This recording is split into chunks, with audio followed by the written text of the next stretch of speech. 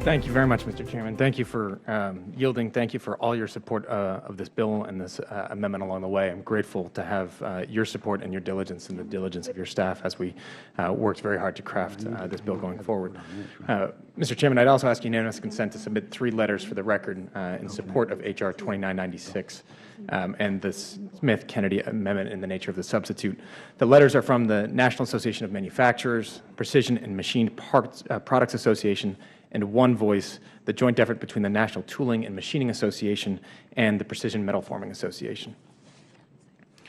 Mr. Chairman, the Smith-Kennedy amendment in the nature of the substitute is a strong compromise that keeps intact the underlying bill that I introduced last summer along with my colleague from New York, Tom Reed. This bill creates a network of manufacturing innovation to improve our competitiveness, to stimulate research and development, spread the risk of investment, bring new products and ideas to market, educate a next-generation workforce, and facilitate peer-to-peer exchange and best practices. Here's essentially how it works. Public-private centers of manufacturing innovation will leverage limited and targeted government funding matched dollar for dollar with the private sector with investment and expertise. Each center will be based on a new, novel technology.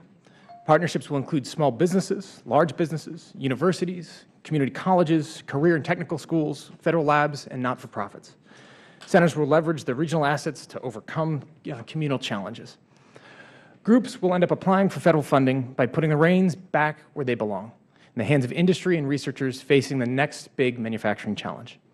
Each application will go through an open, transparent, peer merit and review process, minimizing conflicts of interest and ensuring that the best proposals move forward. Reporting requirements from the Secretary of Commerce and the Government Accountability Office will ensure proper congressional oversight.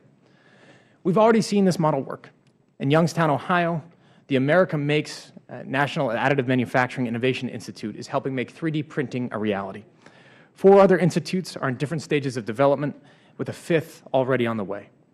Each of these will be included in the network, so we already have a running start. As part of this compromise, the Smith-Kennedy amendment in the nature of the substitute also includes 2 other important provisions. First, a new National Strategic Plan for Advanced Manufacturing that would require the National Science and Technology Council, in coordination with the National Economic Council, to develop a long-term federal government strategic plan for the advanced manufacturing competitiveness. I want to thank my colleague, Congressman Lipinski, for his leadership on this and the support for the underlying bill. Second, we reauthorized the Regional Innovation Program, or RIP. Originally authorized in the 2010 Competes bill, this program supports regional innovation strategies such as scientific research parks. These are state and local level initiatives to promote entrepreneurship, commercialization of products by providing access to capital and a network. I want to thank Congressman Derek Kilmer and Representative Hultgren on the committee for their efforts on both the reauthorizing and for funding this program. I also want to give a special thanks to my New England colleague, David Cicilline from Rhode Island, for his continued support of the RIP. Mr. Chairman, before I finish, I want to give you and your staff, Cliff Shannon, former staff member Jamie Brown, a big thank you for making this bill possible. I want to thank Ranking Member Johnson and her staff, Mr. Oberman, Dahlia Sokoloff, Kim Montgomery, and Marcy Gallo as well for their strong support. Chairman Bouchon, Ranking Member Lipinski for their guidance along the way.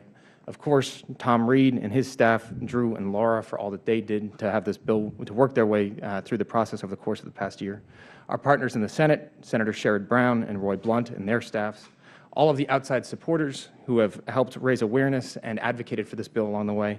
And finally, and probably most importantly from my perspective, the tireless work of my staff, Eric Finns, who led the way on this and is sitting very quietly in the corner, as he always does. Eric, thank you very, very much. Again, Mr. Chairman, thank you. I want to thank my colleagues, and I ask all of them to support the amendment in the nature of the substitute. I yield back the balance.